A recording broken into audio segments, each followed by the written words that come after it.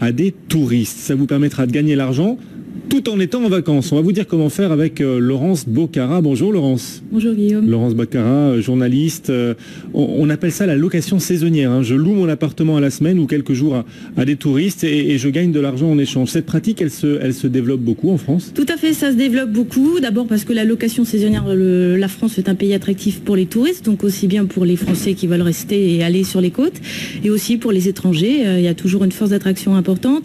Et puis avec la crise, la baisse de pouvoir d'achat, les gens sont plus en recherche d'hébergements moins cher que l'hôtel, et donc la location saisonnière a vraiment le vent en poupe. Voilà, le vent en poupe pour ceux qui souhaitent partir en vacances et trouver un hébergement, ça coûte moins cher qu'un hôtel par exemple, et puis pour ceux qui au contraire souhaitent mettre en location leur propre appartement, il y a un intérêt aussi financier, et face à la crise ça peut être intéressant. Tout à fait, il y a plein de bonnes raisons pour le faire, on va dire. C'est pour ça que ça s'est beaucoup développé ces dernières années.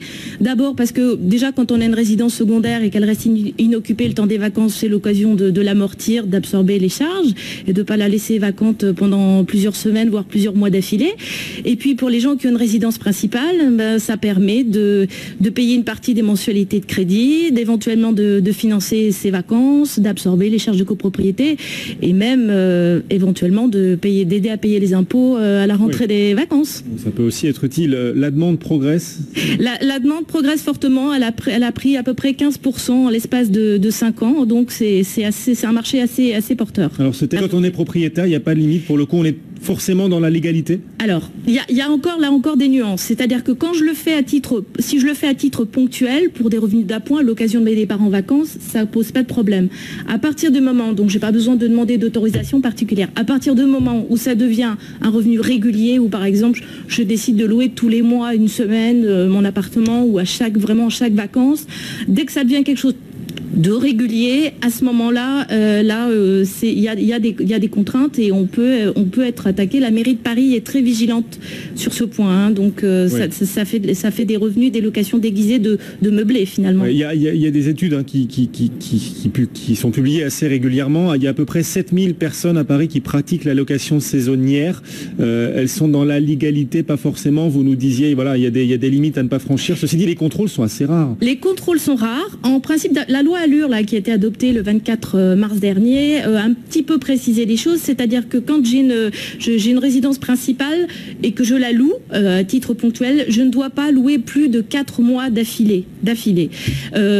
Pour les résidences secondaires, paradoxalement, il faut demander, surtout dans les villes importantes, il faut demander l'autorisation de la mairie qui ne vous le donne pas forcément, hein. Donc voilà, c'est assez... C'est-à-dire que ça peut varier d'une ville à l'autre, on ne fait pas la même chose dans une ville et dans la ville voisine. Exactement, voilà, puisque en tous les cas pour la résidence secondaire, en tous les cas, et pour la résidence principale, il faut, si ça devient quelque chose vraiment de récurrent, il faut prendre des précautions. Bon, je m'apprête à partir en vacances, je cherche à louer mon appartement, le mettre en location, le louer à des touristes.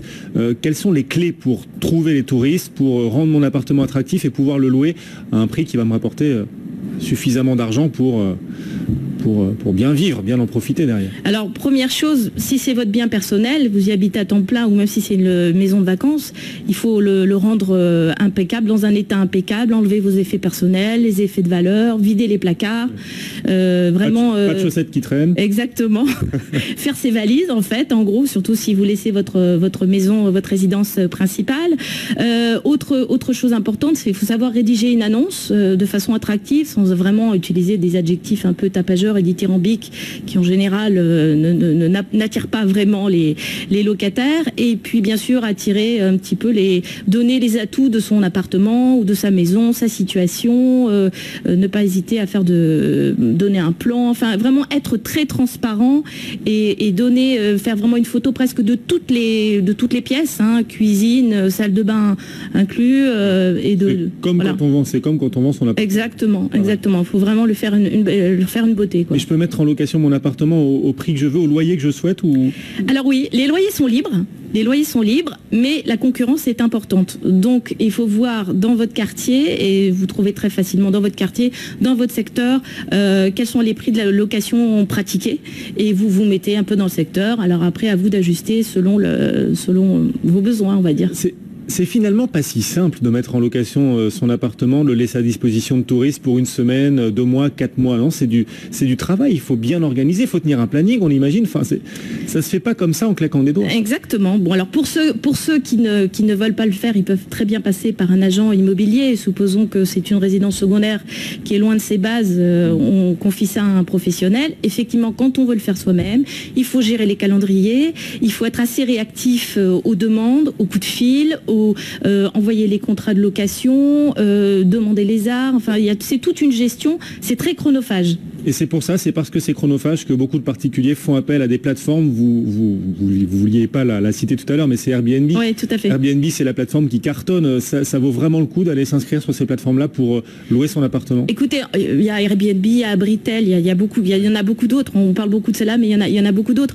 Oui, parce que ça donne une visibilité à votre annonce et donc ça la met vraiment en valeur en France comme à l'étranger. Donc ça vous donne plus de chances de toucher le maximum de touristes. Oui, mais peut-être pas toucher le maximum de loyer parce que l'agence ou la plateforme, pour le coup, va se rémunérer elle aussi. Exactement. Il y a une commission qui est prise, tout comme vous le faites gérer par un professionnel. C'est-à-dire qu'en plus, ces plateformes-là prennent des commissions du côté du loueur. De combien De l'ordre de 3-4% du montant du loyer.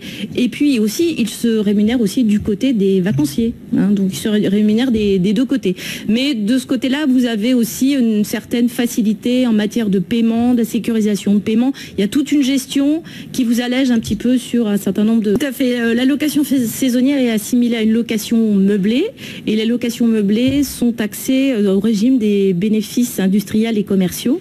Donc en dessous d'une certaine somme qui est 31 800 € par an, vous bénéficiez d'un abattement de 50%, donc vous êtes taxé sur les 50% de la recette. Si votre logement est classé meublé, c'est-à-dire que si vous le louez régulièrement et que vous avez fait les démarches pour, la fiscalité est plus intéressante.